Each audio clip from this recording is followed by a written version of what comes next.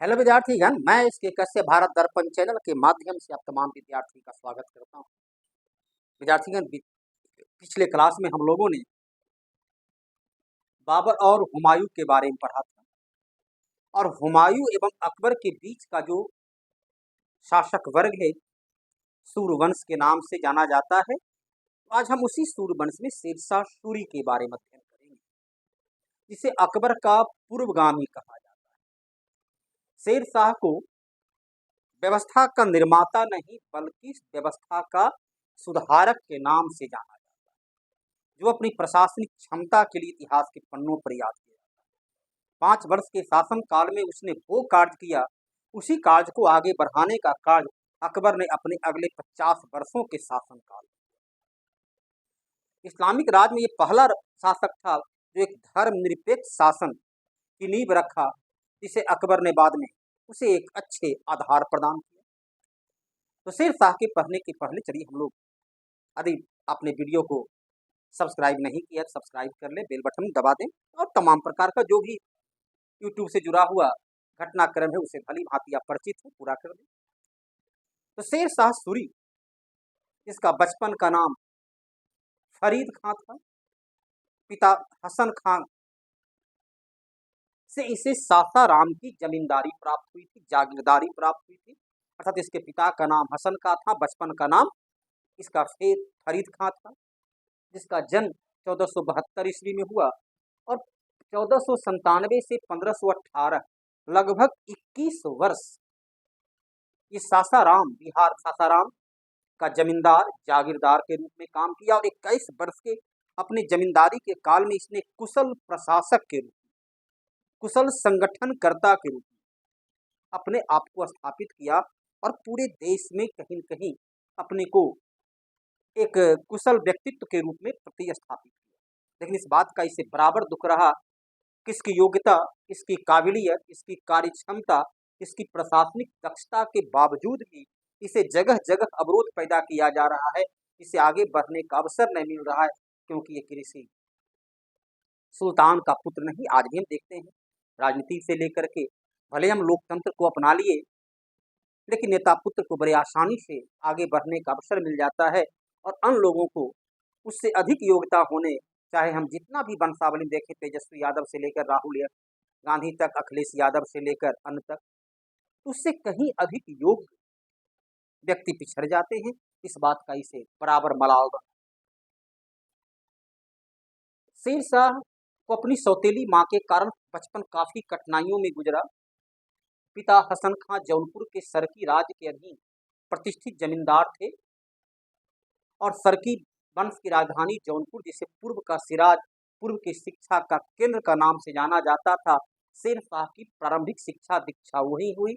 सौतेली मां के दबाव डालने के बावजूद भी शेरशाह को पिता से पैतृक जागीर प्राप्त हुई, क्योंकि इसकी योग्यता, इसकी काबिलियत, इसकी शिक्षा दीक्षा को देखते हुए जौनपुर का सरकी शासक ने हसन खां को यह कहा था कि अपना सासाराम का जमींदार अपने बेटे को दे। और 1518 तक लगातार इस पर अपना अधिकार बनाए रखा। पिता की मृत्यु के पश्चात अपने पैतृक जागीर को बचाने के लिए, क्योंकि सौतेली मां लगातार इसके राह में बाधा उत्पन्न कर रही थी, इसका सौतेला भाई सुलेमान उस गद्दी का दावेदार अपने को स्थापित कर रहा था। फलतः अपने पैतृक जागीर को बचाने के लिए शेरशाह को पहले इब्राहिम लोदी की शरण में गया, लेकिन इब्राहिम लोदी क्योंकि अभी पिता जिंदा थे तो इसके पिता के खिलाफ शिकायत लेकर पहुंचा था, तो इसकी मांग को अस्वीकार कर दिया गया। पिता की मृत्यु के बाद स्वाभाविक तौर पर इसे अपना उत्तराधिकारी के तौर पर सासाराम की जमींदारी को इब्राहिम लोदी ने स्वीकार कर दिया। लेकिन निरंतर फरीद और सुलेमान के बीच राजनीतिक संघर्ष चलता रहा, तो सासाराम की अपनी पैतृक जागीर को बचाने के लिए शेरशाह बाबर के संरक्षण को भी स्वीकार किया और बाबर की सेना में शामिल होकर चंदेरी का युद्ध 1528 जो मेदिनी राय के विरुद्ध लड़ा गया था, बाबर के सेना में उसके सहयोगी के रूप में शेरशाह शामिल। तो शेर शाह चंदेरी युद्ध में बाबर का सहयोगी था। मुगलों की सैन्य व्यवस्था को उसने भली भांति देखा और इसने शेर शाह का प्रसिद्ध वक्तव्य था कि यदि किस्मत मेरा इसी प्रकार बना रहा, भाग्य साथ देता रहा, तो मैं मुगल सेना को बड़ी सरलता से चुटकी बजाते हुए भारत से खदेड़ दूंगा। और वक्त आने पर उसने इस परिचरितार्थ को, अपने वक्तव्य को पूरी तरह सिद्ध किया। तो सोच सकते हैं कि चंदेरी युद्ध में शेर शाह बाबर का सेवा में था और ठीक अगले वर्ष घाघरा के युद्ध में वह बाबर के विरोधी के रूप में सामने सामने मुकाबला कर रहा। दोहरिया के युद्ध में वह हुमायूं के विरोध के रूप में, विरोधी के तौर पर आमने सामने संघर्ष कर रहा है। तो जब 1532 में चुनार का किला पर अधिकार कर लेता है और हुमायूं एक बार पुनः आमने सामने आने की नौबत आई, तो बड़ी कूटनीतिक चाल चलते हुए शेर शाह ने कहा कि हुमायूं को कि आप किसी न किसी को चुनार का किलादार बनाओगे, मैं अपनी अधीनता स्वीकार करता हूँ, अपना बेटा नसीब खां को आपके साथ सैन्य टुकड़ी के संचालन के लिए भेजता हूँ, शर्त यह है कि चुनार का सूबेदार आप मुझसे मांगे।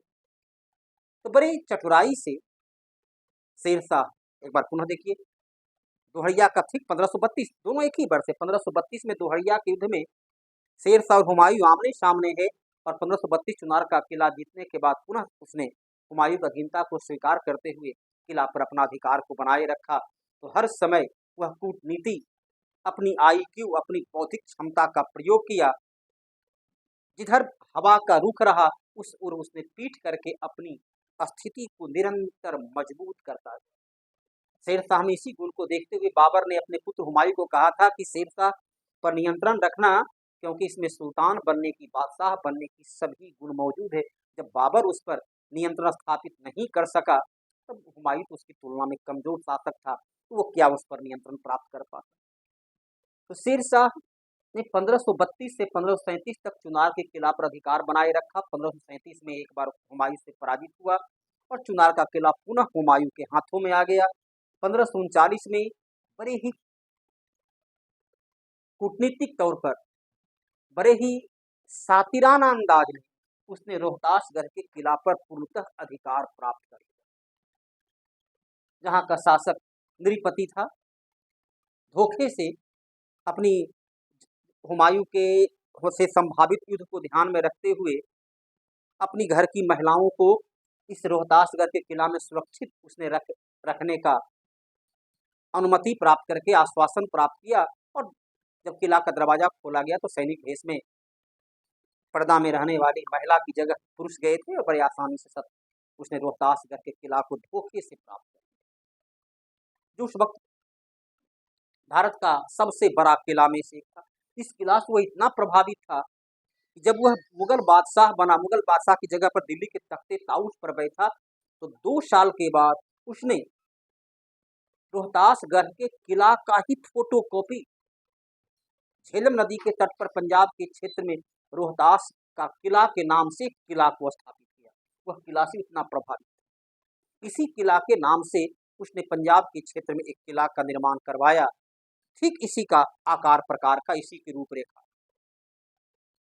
तो रोहतासगढ़ का किला एक बिहार के सासाराम में हुआ और शेर शाह ने रोहतासगढ़ का दुर्ग का निर्माण पंजाब में करवाया। ध्यान रखना है, 2 रोहतासगढ़ हुआ, एक रोहतास जगह हुआ और एक रोहतासगढ़ के किला के नाम। तो 1539 में उसने धोखे से रोहतासगढ़ का किला को प्राप्त किया। 1538 में जब हुमायूं 1537 में चुनार पर विजय प्राप्त करने के बाद आगरा में आराम फरमा रहा था, उसका लाभ उठाते हुए शेर शाह ने 1538 में बंगाल पर आक्रमण किया और जब तक शेष हुमायूं बंगाल पहुंचा, तब तक शेर शाह बंगाल गौर प्रदेश का राजकीय खजाना को लूट करके धोखे से प्राप्त रोहतासगढ़ के किला में उस राजकीय खजाना को सुरक्षित रूप से पहुंचाने में सफल रहा। इस प्रकार से शेर शाह की प्रारंभिक जीवन काल। शेर शाह जो है, जब उसे अपने पारिवारिक संघर्ष से जूझ रहा था, बाबर की संरक्षण में गया, इब्राहिम लोदी की से सहायता मांगा, उसी समय बिहार का स्थानीय सूबेदार मोहम्मद शाह नुहानी की सेवा में स्वीकार किया चला गया। उसके पुत्र का संरक्षक, उसके पुत्र का गुरु बना और इसी बिहार झारखंड पलामू के जंगल में एक छोटे से रीत, छोटे से हथियार के बल पर इसने शेर की हत्या कर दिया था। इसी कारण मोहम्मद शाह नूहानी या बहार खान नूहानी ने इसे फरीद को शेर खां की उपाधि दी। ये शेर शाह की प्रारंभिक जीवन, बचपन माँ के सौतेली माँ के चलते काफी कठिनाइयों से गुजरा। शिक्षा दीक्षा जौनपुर में प्राप्त किया। जौनपुर के राजा के संरक्षण में इसे पिता का पैतृक जागीर प्राप्त हुआ। पिता की मृत्यु के बाद अपना लगातार इसे सौतेला भाई सुलेमान से संघर्ष करना पड़ा और अपनी पैतृक जागीर बचाने के लिए कभी इब्राहिम लोदी तो कभी बाबर और कभी मोहम्मद शाह नूहानी के संरक्षण को यह स्वीकार किया। यह बाबर के साथ मिलकर के उसकी सेना का सहयोगी के रूप में चंदेरी के युद्ध में सहयोगी था, तो घाघरा के युद्ध में बाबर का विरोधी था। दोहरिया के युद्ध में यह 1532 हुमायूं का विरोधी था। तो चुनार के किला जीतने के बाद हुमायूं का वह सहयोगी के रूप में भी काम किया और पुनः दिल्ली के तख्ते ताउस को प्राप्त करने के लिए एक बार पुनः हुमायूं के विरोध में आया। 1539 उसे 1538 में बंगाल का शासक गियासुद्दीन शाह को पराजित करके वहां का राजकीय खजाना रोहतासगढ़ के किला में लाने में सफल रहा। 1539 चौसा का युद्ध में इसने हुमायूं को पराजित किया। 1540 कन्नौज या बिलग्राम के युद्ध में एक बार पुनः हुमायूं को पराजित किया। 1541 और 1540 में बिलग्राम या कन्नौज के युद्ध में विजय के पश्चात शेर शाह सूरी के नाम से दिल्ली के सिंहासन को प्राप्त किया, जो भारत में अफगान वंश का द्वितीय शासक। पहला शासक कौन था? बहलोल लोदी, जो अफगानिस्तान का था, यह भी अफगान का था, तो अफगान वंश का दूसरा शासक रहा। यह द्वितीय अफगान वंश का संस्थापक शेर शाह सूरी रहा। यह 5 वर्ष 63 वर्ष की लगभग उम्र में गद्दी पर बैठता है, 5 वर्ष ही शासन कर सका। 1541 में इसने बंगाल पर एक बार पुनः गियासुद्दीन शाह के पश्चात खिज्र खां विद्रोही भूमिका में था। इसने 1541 में बंगाल के खिज्र खां को फिर से पराजित करके उसे अपने अधिकार सेवा क्षेत्र में ले आया। 1542 मालवा का विजय प्राप्त किया। मालवा मध्य प्रदेश उज्जैन का क्षेत्र, जहां उसने कादिर शाह को पराजित किया। 1543 में रायसीन विजय प्राप्त किया। यहाँ भी शेर शाह के जीवन का यह कलंक माना जाता है, क्योंकि रायसीन के विजय में वह सामान्यतः युद्ध में अपने को मजबूत अवस्था में नहीं पा रहा था। विजय प्राप्त करना इसे असंभव सा लग रहा था, तो राजा पूरनमल से इसने समझौता किया, संधि किया, और संधि करने के पश्चात धोखे से उसके राज पर आक्रमण कर पूरनमल को हत्या कर दिया। उसकी बेटी को सड़कों पर नाचने को बाध्य किया। ये विजय शेर शाह के जीवन का कलंक माना जाता है। उसके बाद 1543 में मुल्तान सिंध के क्षेत्र पर फतेह खां को पराजित करके विजय प्राप्त किया। बाद में फतेह खां उसकी अधीनता स्वीकार कर लिया। 1544 मारवाड़ का विजय, राजस्थान के मालदेव को पराजित किया। बड़ी कठिनाई से शेर शाह को इसे विजय मिली थी, जहां शेर शाह ने कहा था, मैं मुट्ठी भर बाजरे के लिए भारत की बादशाहत खो देता।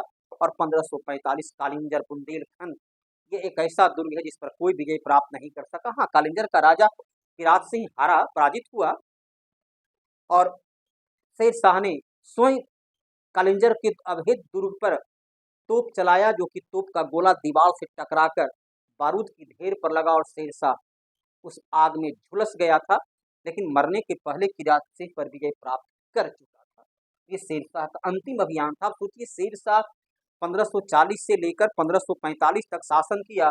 उसके पूर्व 1539 चौसा का युद्ध, 1540 कन्नौज या बिलग्राम का युद्ध, 1541 बंगाल विजय, 1542 मालवा विजय, 43 रायसीन विजय, 1543 में मुल्तान सिंध विजय, 1544 में मारवाड़ विजय, 1545 कालिंजर विजय। निरंतर लगातार युद्ध भूमि में रहा। उसके बाद भी शेर शाह ने प्रशासनिक क्षेत्र में जो सुधार किया, इसलिए उसे अकबर का पूर्वगामी कहते हैं। सैनिक क्षेत्र में इसने सुधार किया। अलाउद्दीन खिलजी ने घोड़े को दागने की प्रथा, अस्थायी सेना रखने की प्रथा, सैनिकों को नगद देने की प्रथा, नकदी वेतन देने की प्रथा, सैनिकों की पहचान रखने की प्रथा शुरू किया। उसने इसे एक बार फिर से घोड़े को दागने, सैनिकों की पहचान रखने की व्यवस्था को पुनर्स्थापित किया। शेर शाह ने पूरी भूमि की, सिकंदर लोदी ने भूमि की माप करवाने का पहला प्रयास किया था। तो सिकंदर गज या गजे सिकंदरी को इसने भी अपनाया और अपनी संपूर्ण राज क्षेत्र की भूमि को माप करवाते हुए उसे उत्तम, मध्यम और निम्न 3 श्रेणी में बांटकर 3 प्रकार का कर का निर्धारण। अब देखिए, वर्तमान में सर्वे करने में सरकार को कई वर्ष गुजर रहा है। बिहार सरकार 15 वर्ष से सर्वे का काम कर रहे, जो आज तक पुराने केवल बिहार, और इसने सोचो पंजाब से लेकर के बंगाल तक का सर्वे मात्र 5 वर्ष के शासन, जबकि लगातार उसे युद्ध भूमि में रहना पड़ रहा है। उसने सर्वे करवाते हुए भूमि को उत्तम, मध्यम और निम्न 3 भागों में। शेरशाह ने 1 2 नहीं 4 सड़क, जिसमें फेमस जीटी रोड तो जानते हैं, बंगाल के सोनार गांव से पाकिस्तान के पेशावर तक आगरा होते हुए जिस सड़क का निर्माण करवाया था, उसे जीटी रोड के नाम से जाना जाता है। इसके अलावा इसने 3 अन्य बड़ी बड़ी सड़कों का निर्माण। सड़कों के किनारे 1 2 नहीं 1700 सराय, 1700 धर्मशाला का निर्माण, और वहाँ हिंदू और मुसलमान दोनों के लिए अलग अलग रसोईया का प्रबंध किया, कुआं का प्रबंध किया, ताकि भोजन और आवासीय सुविधा, वहाँ की सुरक्षा का प्रबंध किया। और प्रत्येक सराय के पास उसने डाक घर अर्थात डाक व्यवस्था की शुरुआत किया, ताकि आम नागरिक भी पत्राचार कर सके, दूसरे अपने संबंधियों के पास संवाद स्थापित कर सके। भारत में व्यवस्थित रूप से डाक प्रणाली की इसने शुरुआत की। शेरशाह ने 2 किला का निर्माण करवाया, एक रोहतासगढ़ का किला के नाम से पंजाब में, और दिल्ली में पुरानी दिल्ली के पास किला एक कुहना के नाम से इसने एक और किला का निर्माण करवाया। इसने सासाराम में एक तालाब के मध्य अपना मकबरा, अपने जीवन काल में अपनी मकबरा का निर्माण शुरू करवाया, लेकिन दुर्भाग्य से समय से पहले मर गया। इसका बेटा इस्लाम शाह ने उस मकबरा को पूरा करवाया, जो अष्टभुजाकार मकबरा है और ताजमहल के बाद भारत का सबसे सुंदर इस्लामिक इमारत, या ताजमहल के बाद ही भारत का दूसरा सबसे सुंदर मकबरा, जो एक तालाब के बीच अवस्थित। शेरशाह एक निर्माता के रूप में भी काम किया। 4 सड़क का निर्माण, किला कुहना दिल्ली में निर्माण, पंजाब के क्षेत्र में रोहतासगढ़ का किला का निर्माण, अपना मकबरा का निर्माण, तो एक महान निर्माता के रूप में। 1542 में इसने बंगाल से अलग करके, 1541 में आपने देखा वो उसने बंगाल को जीता, और 1542 में बंगाल से अलग करके बिहार को एक अलग सूबा, एक अलग प्रांत का दर्जा दिया, और इसकी राजधानी का नाम पटना, जो आज भी पटना ही इसका नाम है, इसकी राजधानी का नाम इसने पटना रखा। बिहार को एक अलग प्रांत, एक अलग सूबा का दर्जा पहली बार शेरशाह ने दिया, और उसकी राजधानी का नाम पटना रखा, जो आज भी यथावत है। शेरशाह ने चांदी का सिक्का को रुपया के नाम से, चांदी का सिक्का को रुपया, आज भी समझो, देखिए हमारे देश का जो मुद्रा का नाम रुपया ही है, रुपया के नाम से चलाया। और 1 2 नहीं, और तांबा के सिक्का को दाम के, रुपया का, चांदी के सिक्का को रुपया के नाम से, तांबा के सिक्का को दाम के नाम से चलाया। और 1 2 नहीं 23 टकसाल का निर्माण करवाया, जहां सिक्का को, राजकीय सिक्का को ढाला जा सके। ये था शेरशाह के निर्माण का कार्य।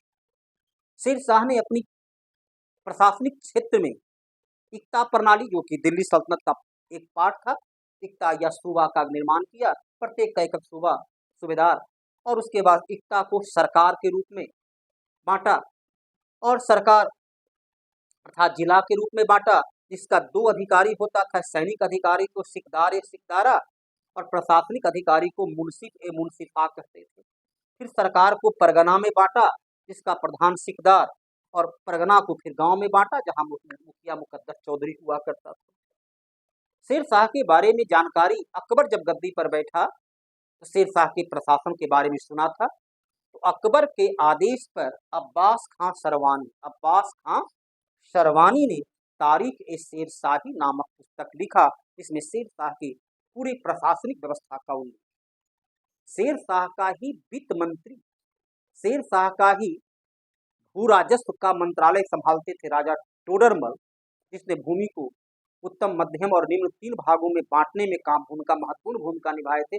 वही टोडरमल राजा अकबर के, बादशाह अकबर के काल में भी वित्त मंत्रालय का काम संभालते थे। तो शेरशाह और अकबर दोनों का वित्त मंत्री के रूप में महत्वपूर्ण भूमिका थी राजा टोडरमल।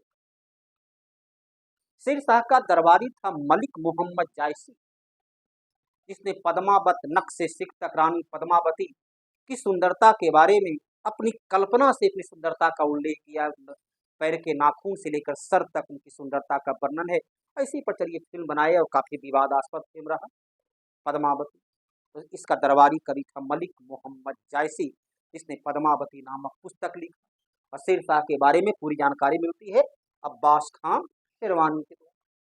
शेरशाह का दो वक्तव्य, चंदेरी युद्ध का बाद वक्तव्य है कि मैं मेरा भाग यदि साथ दिया तो मुगल सेना को सरलता से भारत से खदेड़ दूंगा। और मालवा 1544 का उसका फेमस वक्तव्य है, मैं मुट्ठी भर बाजरे के लिए भारत की बादशाहत को खो देता। तो शेरशाह मात्र 5 वर्ष के शासन काल में वो कार्य किया जो काम आगे बढ़ाने का काम अकबर को 50 वर्ष या उससे लग गया, अधिक लग गया। शेरशाह अपनी प्रशासनिक क्षमता के लिए, प्रशासन का निर्माण के लिए नहीं, व्यवस्था का निर्माता नहीं, व्यवस्था का सुधारक के रूप में अपनी पहचान बनाया। शेरशाह के बाद उसका पुत्र इस्लाम शाह गद्दी पर रहा।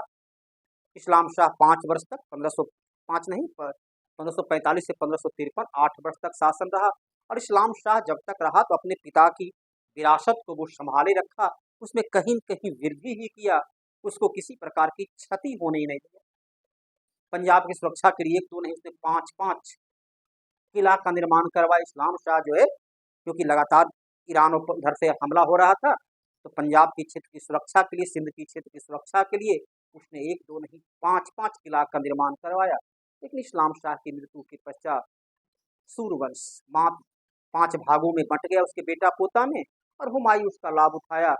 तातार खान, नसीब खान वगैरह को हरा करके सन हिंद मच्छीवाड़ा का युद्ध पराजित में विजय प्राप्त करके एक बार पुनः दिल्ली की गद्दी पर बैठा, जिसके बारे में चर्चा मैंने विगत क्लास में कर चुका था। तो शेरशाह के जीवन के तमाम घटनाक्रम को एक वीडियो में, एक छोटे से वीडियो में आपके सामने प्रस्तुत कर दिया।